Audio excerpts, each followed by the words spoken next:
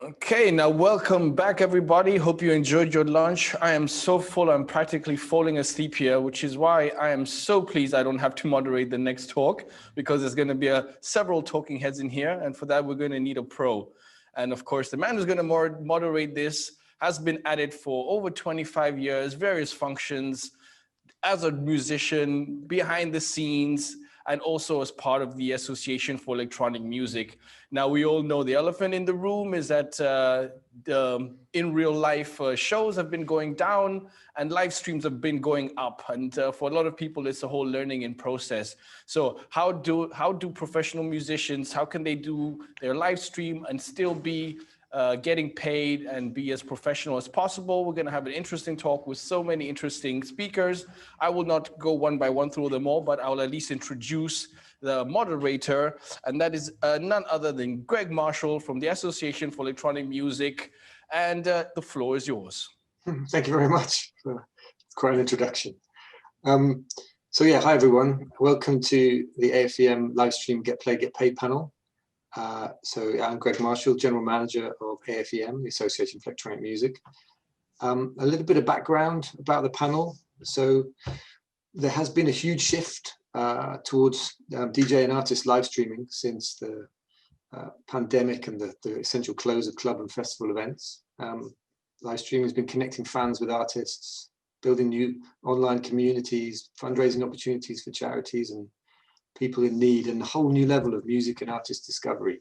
It's a really important growth area and could provide much needed revenue for DJs, artists, music creators, and the industry as it develops. However, the policies and processes behind some of the big tech platforms which provide live streaming do not always result in accurate payments for the creators of the music that's played. And there's also wider industry issues which create challenges for accurate revenue attribution to music creators that we'll touch on. So yeah, we have a panel of industry experts with us today to provide some insights on this area and discuss how we might move towards a live streaming future where if your music gets played, you get paid. So for some very quick introductions, if you could say who you are and which company you're involved in. I'll start with Anne. Yeah, hi all. Thanks first of all for having me. My name is Jenniskens and I work for Paradise Entertainment, where I'm responsible for licensing, publishing and business development. Thanks, Anne. Bernhard? Yeah, hello everyone. Great to be here today with you. My name is Bernhard. I'm the co-founder and CEO of Sequence. And Sequence is a real-time music recognition platform that recognizes music in live events and in live streams and notifies basically the artists and the labels and also the fans and the rights organizations that need to be notified. Thanks, Bernhard. Nico. Hi, everybody. My name is Nico Perez. I'm the co-founder and CEO of Mixcloud. Mixcloud is an internet music streaming platform. We have a ton of radio shows, podcasts, DJ mixes, and things like that. And we are big proponents of helping artists who get played get paid. Thanks, Nico. Irene. Hello, everybody. Thank you for having me. I'm Irene Bauzá, the VP of Operations for Unison. Unison is a new model of collective management organization based on with a core in technology. Wonderful. And Danny. Hey guys, thanks for having me. I'm Danny Anders, the founder of ClearTracks. We're a music recognition and rights management company doing direct licensing and clearing of music for derivative works and user-generated content like live streams. Wonderful. Great. Okay, so let's kick off. So Nico, let's start with Mixcloud. So you launched Mixcloud Live earlier this year. Can you tell us a bit about the motivation behind that and the steps you took to set it up in the right way? Yeah, totally. Well, we actually all have a radio background, funnily enough, at Mixcloud. And when we originally came up with the idea and started working on the company about 10 years ago, we were trying to create a place where you could listen to your favorite radio presenter or radio DJ after the show had happened. Maybe you missed it, maybe it was on in the middle of the night. And so that was the original idea.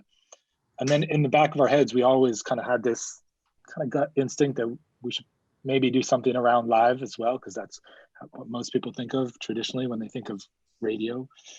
And so it was really when the pandemic started to hit earlier this year that there was this kind of catalytic moment where I think it was about kind of mid-February, 3 or 4 members of our team, we had an internal hack week at the company, and 3 or 4 members of the team just kind of like went off and built this new live streaming element to the platform in about 3 weeks. And, you know, it clearly really fit a demand that was needed. We were absolutely blown away by the community response and the fact that, you know, so many people have adopted it since we launched it in April. And I think it's kind of speaks to this testament of kind of wider changes that are going on. Obviously, coronavirus this year has massively impacted our industry. Most DJs or artists cannot perform live. They are looking for other outlets. And they are, especially in the case of DJs who are playing other people's music, looking for a safe space to essentially, you know, do their craft and perform and DJ online. And it's surprisingly difficult to find that safe space online. And so that's really what we've specialized in, you know, building on the foundational building blocks that we have in terms of the licensing, the music recognition technology, the platform, the ability to follow your favorite DJ or artist. And that has kind of led us to today where, you know, I think we're one of the very few platforms that is actually being proactive in terms of licensing and making sure that we're clearing the rights both on the label side and the publishing side. And I think increasingly people are starting to recognize that that's an important thing to do, especially when you see some of the other big tech giants out there that aren't doing this. It's kind of, I think it's becoming an increasing awareness of the importance of copyright and just doing the right thing at the end of the day. Yeah, I agree. And it's exciting to see that kind of fully formed model come out of the electronic music scene in particular. You know, it's always been a tech influenced crest of the front of the wave of technology. So, but I guess digging into the detail a little bit. So how is the music played on Mixcloud Live identified so that the right people, the creators of that music, can be paid? How does that work? Yeah, so either we ingest audio either through somebody uploading an entire audio file that they've pre-recorded, or somebody doing a live stream and then the audio portion is recorded. And in both of those cases, we run the audio through a music recognition technology, which we partner with a company called GraceNote on. That's also called audio fingerprinting. They essentially scan throughout the show or the mix and identify the tracks that are within that and then report that back to us. And then we use that information combined with what people are listening to and in what geography and whether they're a paying subscriber or a free listener. And then we have an entire reporting pipeline that's built on the back of that to report out to all of our rights holder partners, whether it's directly to labels, whether it's to individual publishers, whether it's to PROs, whether it's to collective management organizations. And there's a sort of very complex set of rules for each of them, and it's all based on the licenses and everything. But all those puzzle pieces combined mean that as a DJ or artist or creator, you know that you can sort of safely express yourself and get creative, and you don't have to individually worry about being taken down, being muted, being kicked off a platform or anything like that. So as a service, you've taken on the rights clearance role so that artists and DJs can do what they do, which isn't rights clearance generally on a day-to-day. Yeah, I mean, I think it'd be pretty next to impossible if you were an individual DJ trying to do it for everything. We're getting a set together. Yeah, let's just clear the rights to that one. Perfect. So I kind of just moving on to Anne. So we kind of, Nico touched on sort of the big tech live streaming platforms, and some of those, like say Twitch and Facebook, can provide access to huge audiences, but they do appear to be behind the curve in terms of deploying processes and policies to make sure that creators and owners of the music played actually receive revenue accurately. Why do you think that is? Yeah, that's a good question. I think that several factors play a role. To start with is for most of the larger UCG platforms, music is not really high on their agenda. Most streamers are looking for just music and not a particular song to use in their stream. So music licensing simply often is not one of the priorities, which make those platforms quite reluctant to spend a lot of money on getting the licenses and the infrastructure in place. Yeah, and secondly, the infrastructure that you would need as a platform to identify what music is being played, both on the recording end as well as on the publishing end, it can be quite extensive and difficult to achieve. You would need to implement, as Nico already mentioned, music recognition technology coupled with a rights database with both information on the recording owners and the publishing owners. And that can be an expensive thing to do and also a difficult thing to do. And a third factor is that simply putting the licenses in place also on the recording end as well as on the publishing end basically is a clusterfuck, especially if you're looking for to get global licenses in place. It's an expertise, it's time consuming, and it can be a quite expensive thing because some of the licensors are looking for minimum guarantees, minima per play and so forth, which could make the licensing effort economically unviable, especially for the smaller platforms. And then also on top of that, licensors and especially CMOs, they can ask for certain limitations to be put on how the music and the content is being used. And then fourth, there is a legal reason, and is that in many territories and many countries, copyright legislation doesn't really require UCG platforms to actively police what content is being used on the platform. A good example of that is the DMCA in the US with its safe harbors. And at the moment we have similar legislation here in Europe, although that's about to change due to the new Article 17 of the new copyright directive, what basically would shift the responsibility of the rights owners to police to the platforms themselves, which I think is a really good thing. So that there is sort of change afoot, but it is interesting, I guess, you know, the backdrop of this conversation, kind of having started with Mixcloud Live saying that they've managed to put these licenses in place, and then we're talking about big tech companies that are not short of cash. It's an interesting paradigm, and I guess the question to Irene and Danny and Nico, and anyone who wants to input really. So the arguments are there that it's potentially very complex for live stream platforms to get all the licenses they need and to put everything in place. I mean, how complicated is it for a live streaming platform to get these licenses? Do you have a view on that? Did you say me? Sure, yeah. Oh.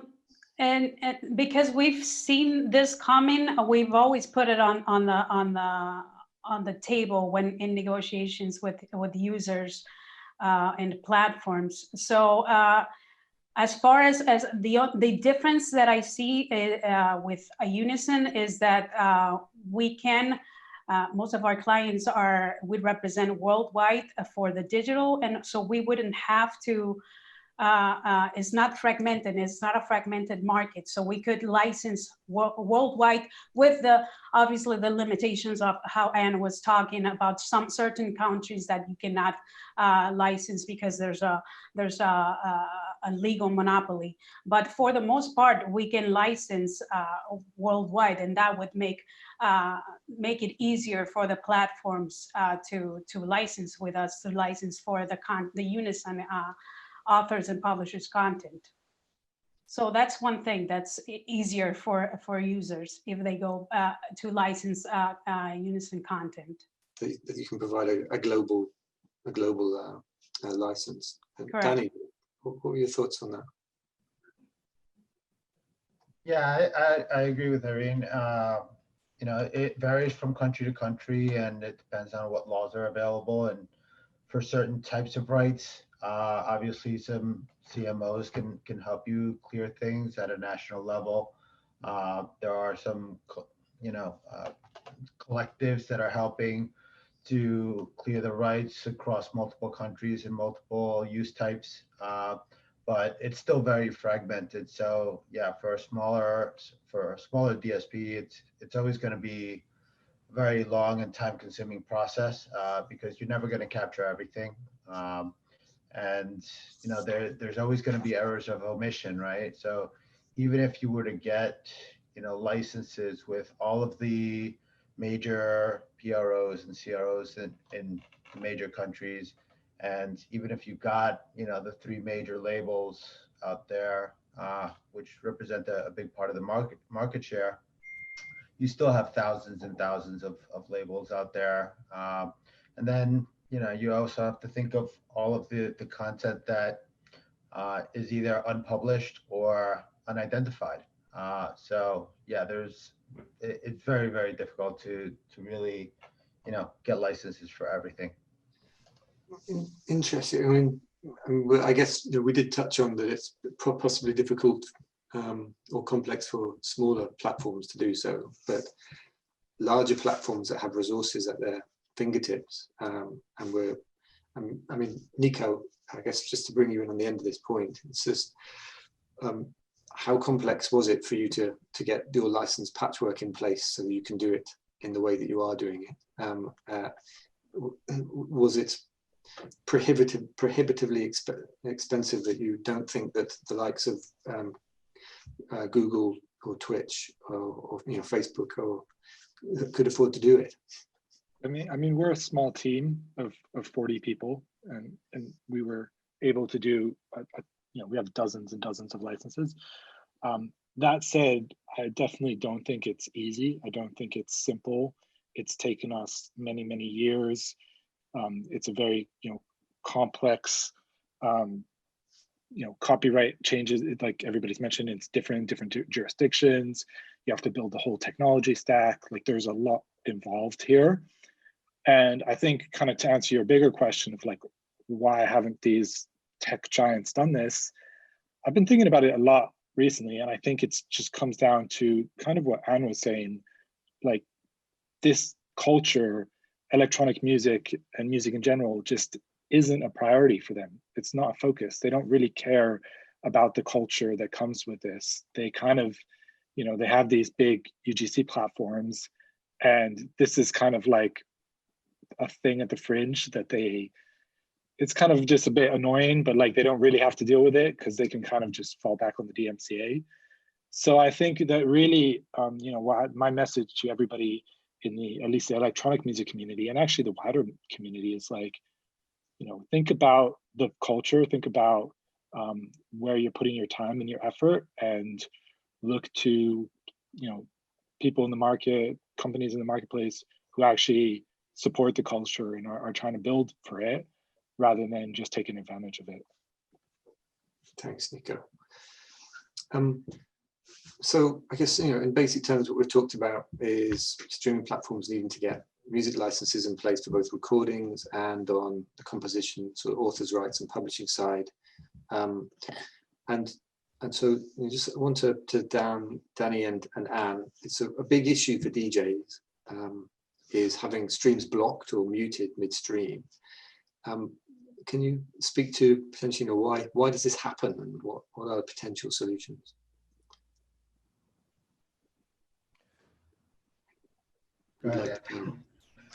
Shall I start, Danny, and then? Yeah, go for it. Okay, yeah. So basically, I see two reasons why content gets blocked during a live stream. So first of all, it can be because the way the music is used in a live stream is against the music use policy of a specific platform. And then I'm speaking about Facebook, that, for example, doesn't allow a streamer to create what Facebook calls a listening experience.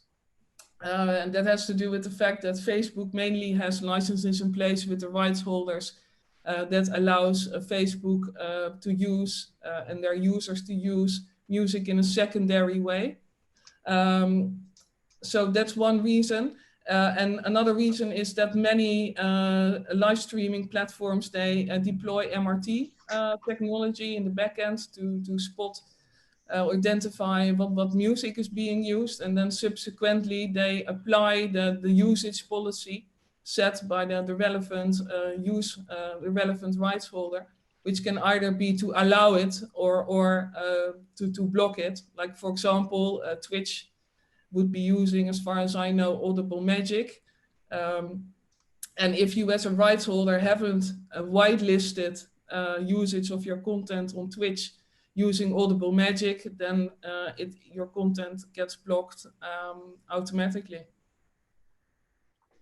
Yeah, I don't know how much more I could add to that. She pretty much covered the core, but yeah, I think the biggest culprit is going to be people who have submitted their works for to these music recognition technologies such as Audible Magic, and there's a few others.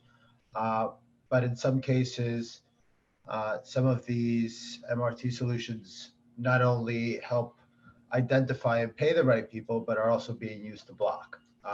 And frequently either because the platform hasn't licensed that content for whatever reason. Either they don't have a license for that particular country or for that particular use. And so they've requested that if that song is detected, it gets blocked. That's not to say it can't be licensed in the future. It's just that they don't have a licensing agreement in place. And so, they, in order to pressure the platform into getting those licenses, they decide on blocks and takedowns. Thanks, Danny. Mickey, I see you've kind of joined the session. Could you turn your video off so that it's just the speakers who are on screen? Thank you. Great. Okay. I guess moving on, in terms of sort of the users, do you think that most DJs and performing artists are aware of the differences between the main platforms? I mean, like YouTube, Facebook, Twitch, Mixcloud, they all have slightly different terms in terms of copyright clearance and revenue attribution policies. I mean, I guess that's a question to Nico and Irene and Bernhard. I think that they're becoming increasingly aware. I think that, the more that these takedowns happen, there was a huge takedown kind of spree on Twitch maybe about a week and a half ago.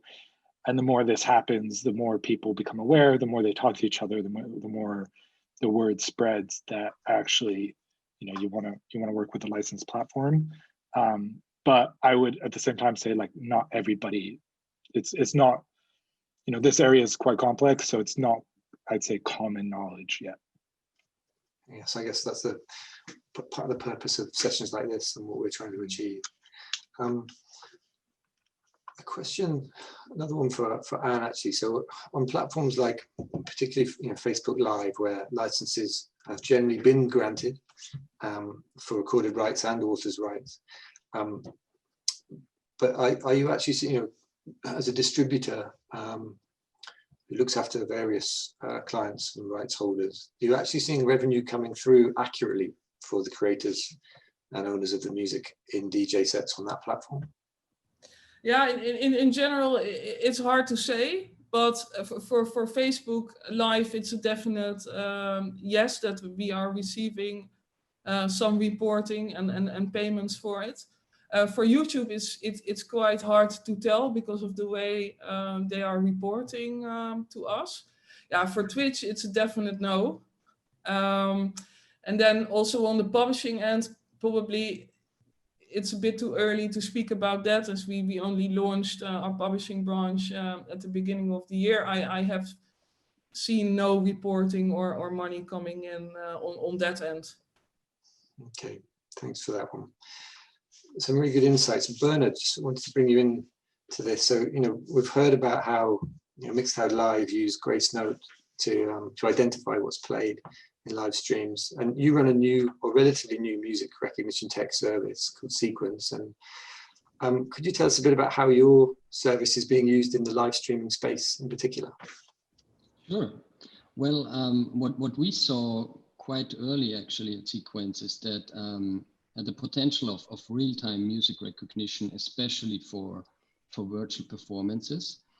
We initially started out already before the pandemic to monitor and use music recognition for esports events, to recognize music on esports, primarily actually on Twitch, for rights organizations like Unison.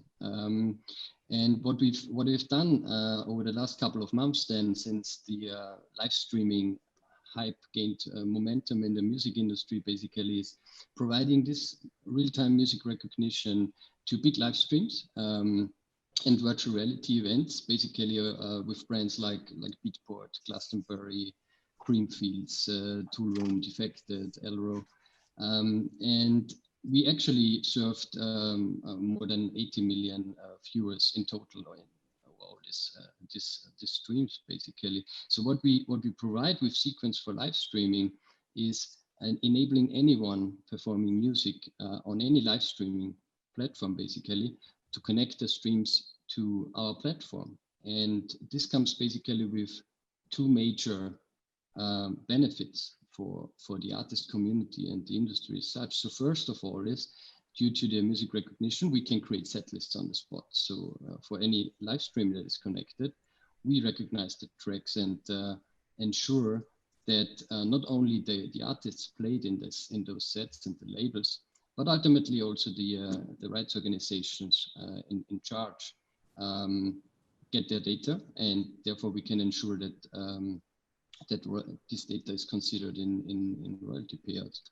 But secondly, and this is still a very untapped potential that we see, is we provide anyone streaming music performances with our technology. We call them Sequence Live widgets. And these widgets basically display in real time which songs, which tracks are currently being played on that live stream. And this creates a completely new way of music marketing and music discovery for the fans and for the audience, actually. So fans can see in real time what kind of music is currently on, and they can engage with it. So they can click on it, they can see and find this music on different music platforms. And we see quite impressive numbers and increase in music sales because of that. So one of our partners see 30-40% sales increase for certain tracks that are displayed on live streams. And this is what we believe is a completely new way to promote your music, and also a good opportunity for artists, and not only the artists performing, but also the artists whose music is being used and played, especially in these uncertain times that we're in for artists at the moment. That's really interesting. So yeah, aside from the reporting for licensing, you're creating revenue opportunities during the live streams. So when people are seeing a track or hearing a track that they love, they can potentially immediately see it and engage and potentially buy it. That's really interesting. I mean, the whole music recognition technology piece is central to all of this. Irene, I mean, for Unison, a tech-focused music rights licensing organization, is music recognition technology a central part of your strategy? Absolutely, because as my friend Bernhard said, we've already, from the beginning, we've already been testing new technologies like Sequence and others to make sure that our clients at least we know what content from our clients is being played.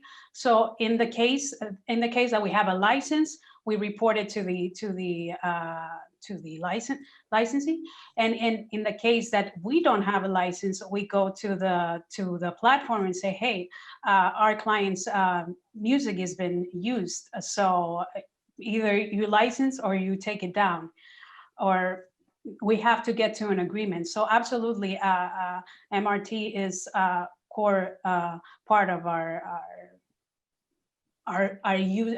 finding the use of our clients' music. Yeah, that's because it actually allows you to license accurately, doesn't it? You're not licensing for anything that's not yours. So, I mean, there are numerous music recognition technology services operating, not just in live streaming, but for DJ events and broadcast set list reporting also. And to be identified, the music, the recordings have to be in the reference libraries of these services. So I get to Bernhard, I guess, what steps do music creators, labels, publishers, anyone with an interest in receiving revenue from a play, what steps should they take to ensure that that their tracks are registered or in your libraries and in the libraries of the various other music recognition tech services, so they can receive what's due? Yeah, that's a great question. That's actually a very the very important foundation for anyone producing music out there to build that foundation and in order to get the most out of this new technology that we are talking here on that panel. So basically, I would drill it down to three major things that someone producing music should consider. First of all, is register your work with a rights organization, right? In order to of your local country, or you go to Unison and basically register your work, and in order to be able and be in the situation to receive royalties wherever they come from and however they are recognized. Second is really you can ensure that your music gets fingerprinted. So many labels, many publishers like Paradise offer these services to get your music fingerprinted with the various MRT providers, but also services like us or ClearTracks can help you here. So that's really there's really many ways, but you have to look for it and get your music fingerprinted in order to make technology basically recognize it. And the third thing is, and this is has been especially in the electronic music industry, thanks to AFEM for promoting that for actually quite a long time, is really you as an artist can promote the use of MRT, and you can actually take care and ask for the deployment of music recognition technology on venues where you play, talk to the event hosts of the events where you play. And you can actually think of it when you decide for live streaming platforms. So basically, you can go for live streaming platforms like Mixcloud, as we heard from Nico today, that take care and take this thing seriously in order to ensure that the music that you play will be recognized on that streaming platform. And as I mentioned before, simply you can connect basically when you do a live stream to platforms like Sequence in order to ensure and help you to generate the set lists, which you can then on the one hand side report on your own and go to your rights organization and provide them the set lists, or do it for us. And on the other hand side, the case I mentioned before with finding new ways how to make music become more visible to your audience and to your viewers during your live streams, basically. So that's the three major things you can do: register your work, ensure that your work is fingerprinted and gets fingerprinted, and promote music recognition and apply music recognition yourself whenever possible. Thanks, Bernhard. We're running quite short of time now, but I wanted to throw one more question out. Really, we've heard about how streaming services need licenses. Music recognition technology is required to ensure that the reporting is correct, so correct people can be played. It's not a simple process. Can we see, is there a way that this can be simplified and potentially provided as a single service in future? I mean, has anyone got a brief answer on that one? I know, Danny, this is sort of core to the idea behind your service. Yeah, I mean, Anne and Nico already kind of explained how difficult it can be to get a lot of these licenses. Even for a big company, there's a lot of infrastructure involved. But even, with all the work that MROs and CROs are doing out there for certain rights that, are applicable across entire countries, there's still a lot of different use cases and different rights that are required to address new business models, new types of ways that people are working with music, new ways that people are delivering them. So negotiating all of those licenses, especially for the recording, is always going to be a very difficult thing, regardless of whether you're a big company or a small company. So, I think, companies like myself and some others are trying to make that easier by, aggregating those licenses. So when somebody does have a new business model, or somebody wants to start using video and needs a sync license, they don't have to go to, every single company out there and every single label out there and negotiate this from scratch. Unfortunately, for some of these use cases, there is no compulsory and there is no statutory rate. So there's no easy way. And if you can establish, a license that everybody's happy with, it just makes all of this flow a lot more smoothly. It lets the computers do all of the work of tracking and identifying and paying everybody out. And it lets the artists focus on, making music and streaming, and not worry about getting taken down because, they haven't gone through the trouble of getting that license. So we just want to basically make it easier for everybody. Thanks, Danny. So yeah, as a new tech that is looking to simplify this, definitely sort of check out what ClearTracks are doing. We are running short of time, and I do want to leave a few minutes for questions. Just before we finish, I wanted to just briefly touch on a simple set of core principles which AFEM has developed around our live streaming Get Played, Get Paid initiative. So this will only take a moment or a minute. So we know that the processes behind rights clearance, content ID and revenue attribution can be complex. So by defining very simple top-level asks for industry stakeholders, we're hoping to achieve a broader understanding and industry-wide support and momentum towards solving the issues. If I very quickly try to share my screen, but the host has disabled me from sharing screen. Anyone from the conference give me screen sharing access? Or is there anybody there? Okay, well, let's go to audience questions instead, maybe, if I can't share the screen. It would work for me now, probably. You check again. Let's have a look. Let's see if I can share a screen. I can screen share now. Let's have a quick. So let's do this very quickly. So the core principles are simple. It's for the UGC platforms themselves, pay for the music, get the licenses, deploy music recognition technology, provide accurate reporting so creators and owners can get paid. The asks of the professional live stream producers are to advocate for those above principles to be adopted on the platforms they work with. The key asks and principles for the licensors are to license accurately, so only license usage of repertoire controlled, so not coming in for big lump sum payments that aren't linked to actual usage. Pay the creators and the owners of the music actually played. For licensors, we want them to monetize instead of restricting or blocking streams, and to look at ways of reducing licensing complexity so that live streaming can grow.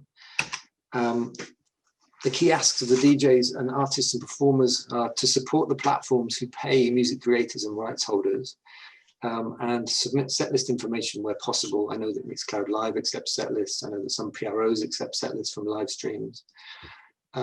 And the key ask for the music creators and rights holders as Bernhard touched on, join the appropriate rights organizations, register your tracks, ask those rights organizations to grant licenses to the live stream platforms that your music's played on, and very importantly, deliver your recordings to the key music recognition technology services. Full details of this initiative and the core principles are on our website, associationforelectronicmusic.org. That was very rapid. I know we're now running out of time to do the questions, but the conference team, I think, were there to produce some, have been looking at questions that have been raised in the background. Are you there, Music Most Wanted, for a few questions?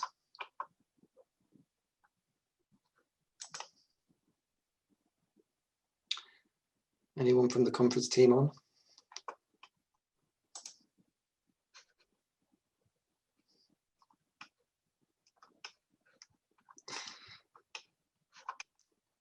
Hello.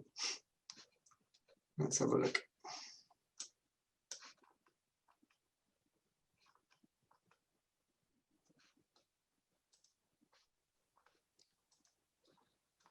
There we go. We didn't give you enough time. There we go. Actually, we've got here a question that just came in. I hope you guys don't mind if we can keep you guys for one more second. And this question is from Usama Siddiq, a musician. Do you think that artists have the ability to capitalize off live streaming in the long term? Is the live streaming going to remain an integral part of the music industry post-COVID? Compared to live performance, it seems like a lot more work for a lot less return. Or am I reading it the wrong way? A great question. Anyone on the panel want to take that? I'm sure Nico's got an immediate view. Yeah, I mean, I think my personal opinion is that we're going to see a hybrid model after this, and you're going to see kind of as nightclubs and music venues and places like that come back, probably with limited capacity. They'll probably have sort of a physical ticket option. And a lot of them I know are kitting out right now with live streaming equipment. So you'll probably be able to buy a digital ticket as well. And I think that model could actually work quite well. You know, if your favorite artist is playing the other side of the country and you can't make it to see them, but you know, you can buy a digital ticket. I think that's pretty cool. I'm actually surprised that the person asking the question thought it was a lot more work to do a live stream, because I always thought that, you know, touring, you have to like get on buses, planes, cabs, sound checks. You know, I always thought that was, you know, quite a lot of work versus potentially putting up a green screen behind you and DJing from outer space. You know, like you could just do that pretty easily. I don't know. I think like because the first part he did mention a lot more work, which I kind of agree with you, Nico, that is kind of like a lot less. It's like you can even have the suit top on the bottom and your boxes below. But I think also there's a second part, we said a lot less return. And I think maybe that could be to do with the whole emotional lacking, the direct interaction as well. Yeah, I think that's definitely what's missing right now. There's no two-way feedback.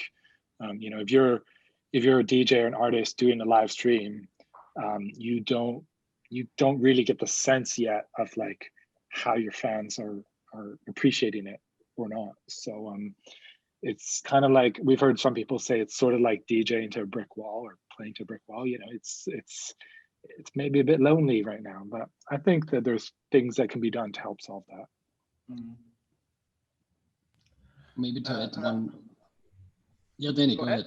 Sure. I was just going to add, you know, as somebody who's, you know, doesn't always have access to a particular DJ in a particular city, you know, I do think it will give fans a little bit more exposure to DJs that they might not have normally heard locally, and, you know, kind of in a two-way street, you know, help the DJ reach new people so that when they do eventually visit some of these other cities, you know, they will have a bigger audience. So I think, like you said, Nico, it will complement it as a way to, you know, go beyond the physical presence and give them, you know, a little bit more reach and a little bit more exposure to new audiences.